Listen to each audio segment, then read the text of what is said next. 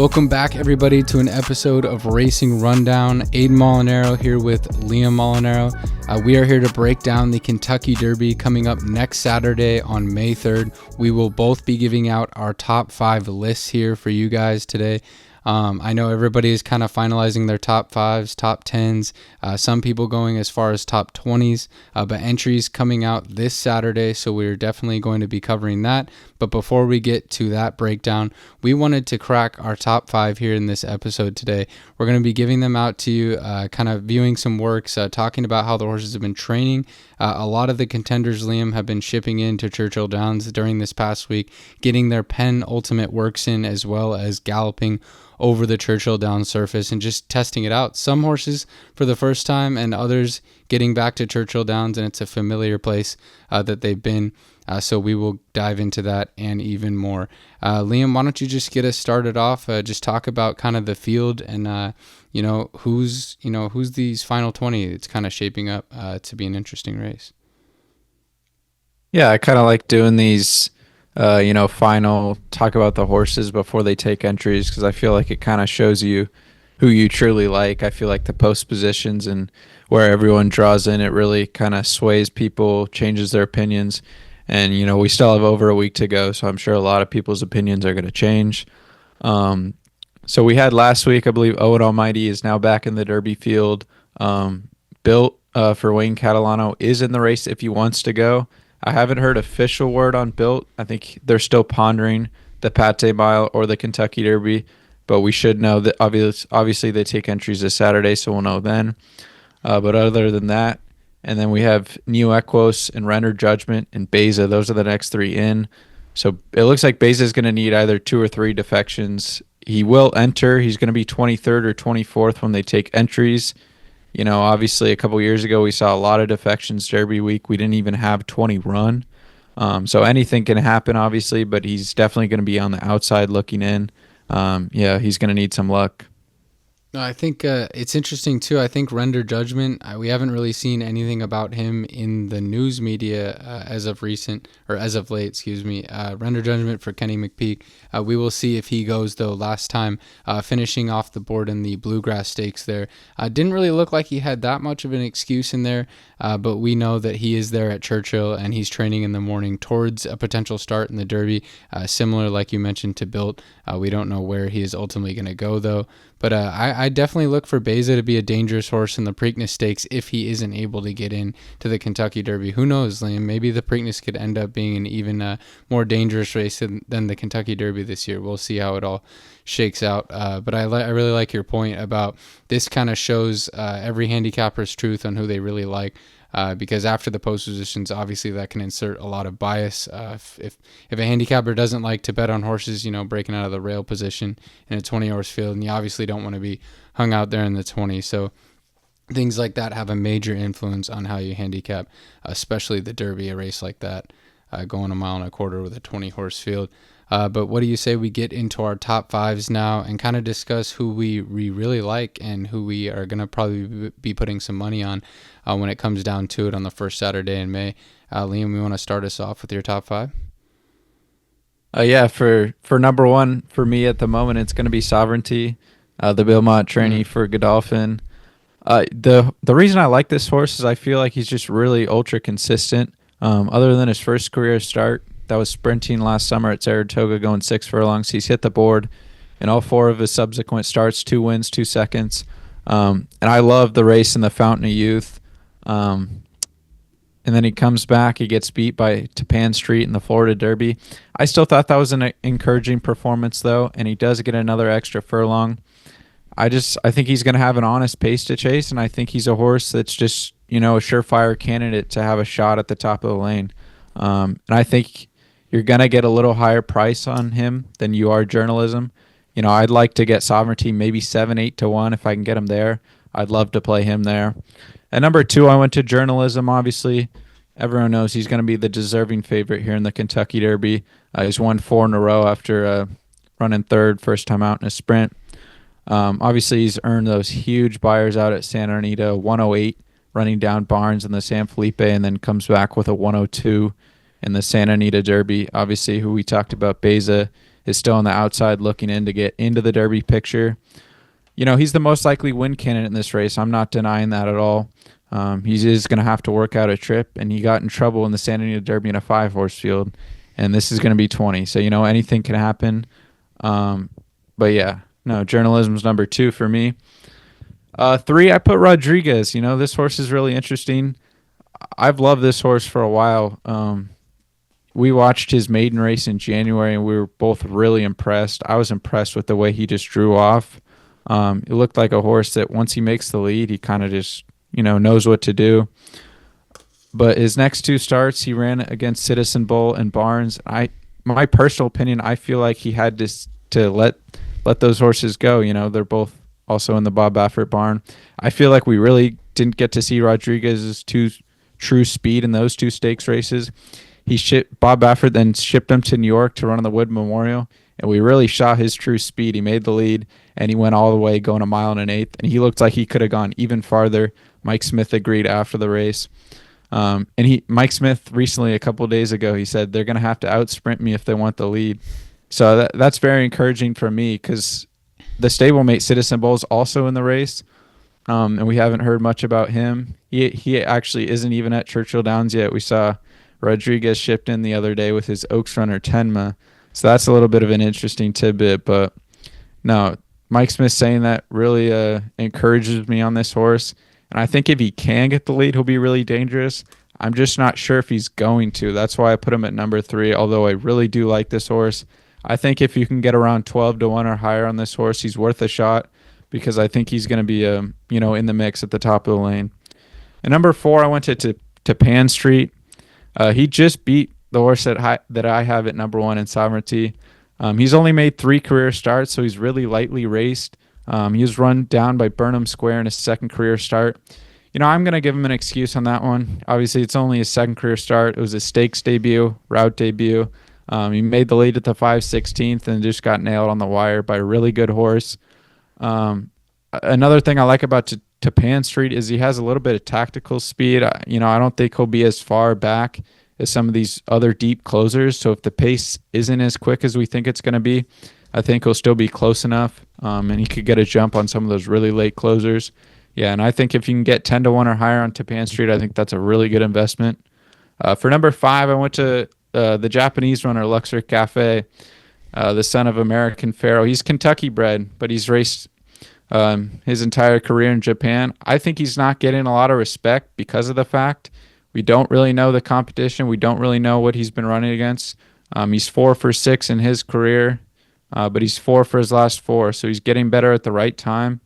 I think Japan's getting closer every year to winning it. We just saw Forever Young in the photo last year at the wire, ended up running 3rd. Maybe with a better trip, he could have won. I think Luxor Cafe's got a shot to do it for Japan. I'm not in love with this horse, but the reason I put him at 5 is I just don't think this is the greatest edition of the Kentucky Derby we've ever seen. I think there's a lot of horses that we'll get to later that probably shouldn't even be running in this race. So I think if you can get around like 20-1 or higher on Luxor Cafe, I think that's a great bet. And just having watched his last race, he looks like he has an immense turn of foot. So, if he can be a little closer, maybe mid-pack, and see if he can make a run. But I put him at number 5. And yeah, if you can get around 20-1, I think that's a great play on Luxor Cafe. So that's my top 5, Aidan. I think that's a great point too about Luxor Cafe, in that I think he will get bet down a lot more this year than he maybe would have in past years because of that performance by Forever Young last year. So I think kind of getting the public in America to love the Japanese runners a little bit more, because Forever Young most likely was the best horse on that Kentucky Derby day. As we've seen, his form has panned out as it went deeper into his 3-year-old season and into his 4-year-old season. But Luxor Cafe, yes, he's obviously on a 4-race win streak. I do kind of like that horse as well. I'm putting him as an honorable mention. He didn't quite crack into my top 5. But to get into my top 5, I have Journalism on top. I've been on this horse and I'm keeping him on there. I think it's really interesting you put Sovereignty on top. Sovereignty is also a horse I have on my list here. I do really like him. I just think Journalism's style is going to make it a little bit easier on him in the Kentucky Derby. He's been working really well at Santa Anita there for Michael McCarthy, and then obviously made the news headlines this week. Last couple days, first he got over the Churchill Down surface for the first time. So journalism looked very impressive. He was turning heads at Churchill down there. So it seems like he shipped well into Churchill. That was the biggest concern for me. So now that he's checked that box, I definitely feel good about having him at number 1. And then number 2 for me is TAPPAN Street. So you had him on your list. I have him slightly higher than you did for the reason that I have journalism number 1. I just really like his running style. I've never really been a fan of really deep closers in the Kentucky Derby. I mean, overall, I'm not really a fan of deep closers, but especially in the Kentucky Derby, it's not like we haven't seen them win in past years. We have, but I feel like it's very dependent on the pace scenario. So obviously, if Rodriguez and East Avenue, horses like that, Citizen Bowl, if they go out there and set a torrid pace, it's going to set up great for horses like Sovereignty, even Sandman, Final Gambit, horses like that like to come from the clouds. But my top 2 choices are going to be journalism and TAPPAN Street for trainer Brad Cox. I just like the way that they can sit off and just pounce. I feel like they're going to be no further back than mid-pack and maybe in that first flight, first 7 or 8 horses going in the first turn. And if they can save some ground, I think they have huge chances to win the Derby this year. My number 3 horse, though, is Sovereignty. So I have him there in the number 3 slot. I like how he worked last time at Churchill Downs. You got to see that coming down the lane in a minute and change. He went a 5/8 workout. He looked really well there. I also do like that Sovereignty has a win over the course. I think that's huge. Churchill Downs last year winning the Street Scent Stakes. So I'm going to put him on there as well. I think he's very classy. So I have TAPPAN Street in my 2nd spot. If I like him, I got to like Sovereignty, right? I mean, he only got beat a length to him. So I kind of have to stay consistent there. I have him as my 3rd choice there. And then in the 4th spot, I have Final Gambit. So this is a bit of a long shot. We've seen him in a lot of handicappers' projections as maybe a 20, 30, 40 to 1 shot. And there are a lot of question marks. So that price is valid. He's obviously never run on the dirt, debuting on the turf and then running his 3 subsequent starts over on the synthetic course at Turfway. So won the Jeff Ruby Stakes last time very impressively, though. The reason why I like Final Gambit is he's out of a Tappet mare and he's by Not This Time. So I think the dirt really shouldn't be an issue. Not This Time winning the Iroquois at Churchill Downs as a 2-year-old, and he was a very highly regarded 2-year-old in his own right and is now turning into a really good stallion over there at TaylorMade, and then being out of a Tappet mare. So I don't think Final Gambit should struggle. I watched his last workout at Churchill Downs, and it was very impressive. He started right behind another Brad Cox trainee, Coffee Talk, who's a pretty nice mare in her own right. She started as the target. She was 2 lengths in front of him, and he reeled her in the stretch and kind of just ran off. It was very impressive under really mild urging. So Final Gambit for me, I think if he takes to the dirt, he should have no problem flying in the lane. So I think he'll be coming late.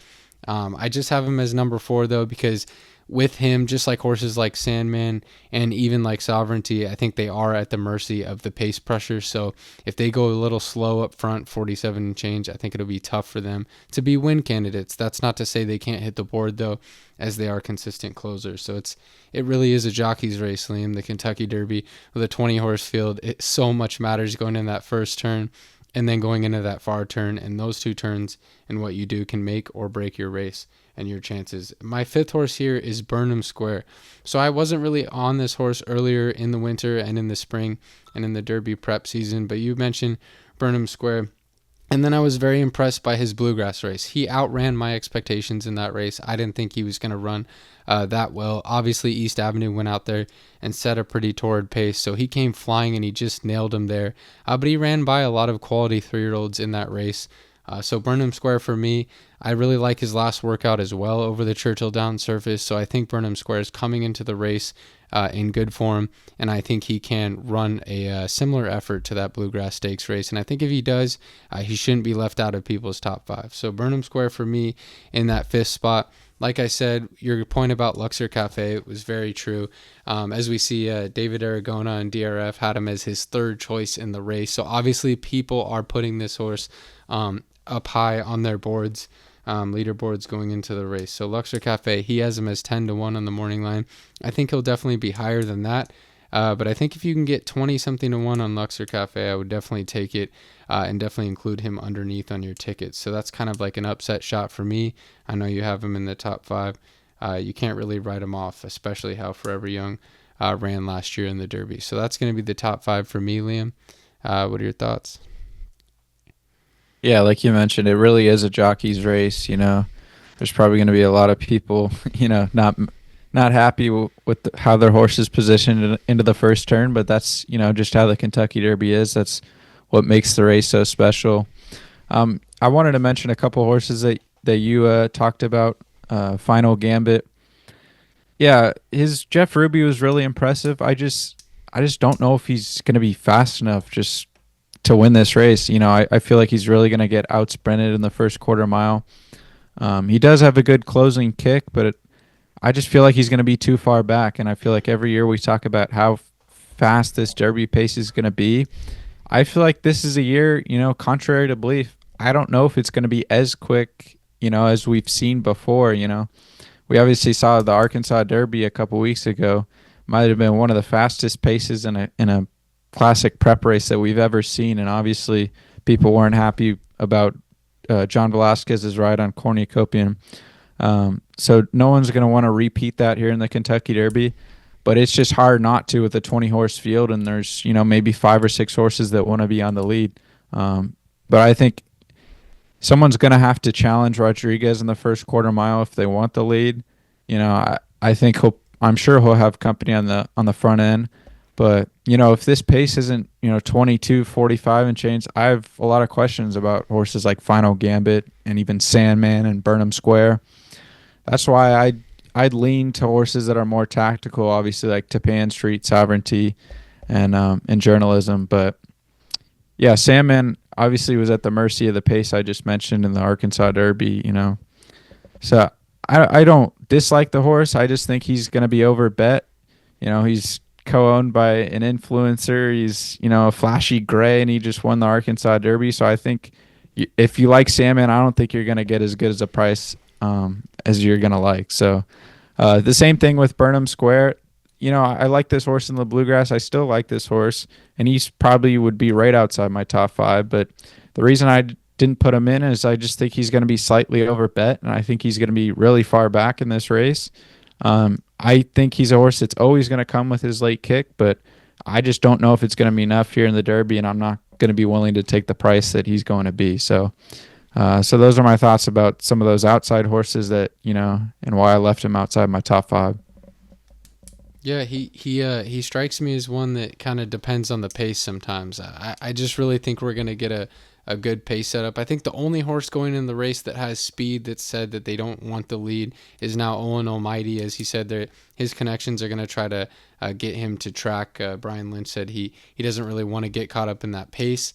I think this year's Derby is going to kind of be a, like you said, or like I was mentioning, is that jockey's race where if they see Mike Smith on his stomach coming out on Rodriguez, sending hard out of the first quarter mile, I feel like they'll definitely want to take back. I mean, everybody watched the Arkansas Derby and what happened to the pace setters in that race. They're not going to want to do that again. So they may get a little scared and try to sit off. And like you said, then who knows? What if they hang up the half and 47 and change, and now it changes the whole complexion of the race. But I will agree with you there on Sandman. I think he's going to get way over bet. Burnham Square could be similar in that he may take too much money. But yeah, Sandman, he's definitely going to be featured on NBC as one of those heartfelt stories. So that'll definitely get the viewers at home across America betting on him as well, which is not helpful for us handicappers here in driving his price down. So that is why we both, me and Liam, are staying off of Sandman for this one. But for me, yeah, Journalism over Tappan Street, over Sovereignty, over Final Gambit, over Burnham Square. And then I mentioned Luxor Cafes. Liam has him in his top 5. So I hope you guys enjoyed watching this episode today. We gave out our top 5s for you. This is obviously a pre-entry top 5 as the Derby field will be drawn this Saturday. So make sure to tune in for an episode next week as we break down the Derby field, and we will have post positions for you. So that'll be a very good opportunity to really dive into the field, look at the past performances, and really kind of see how this pace pressure or pace setup will look like going into the first turn there in the Kentucky Derby, as the connections will undoubtedly have a better feeling of what they want to do going into the race with their jockeys, depending on the post that they draw. So it should be really interesting to see, Liam. Thanks so much, everybody, for watching today. Make sure to follow Racing Rundown, like, subscribe at Racing Rundown 151 on YouTube here. Leave a comment, let us know who you like going into the race and how you think the entries are going to go down on Saturday and how that might influence your opinion. As always, thank you for watching, and we will catch you next time on the Racing Rundown.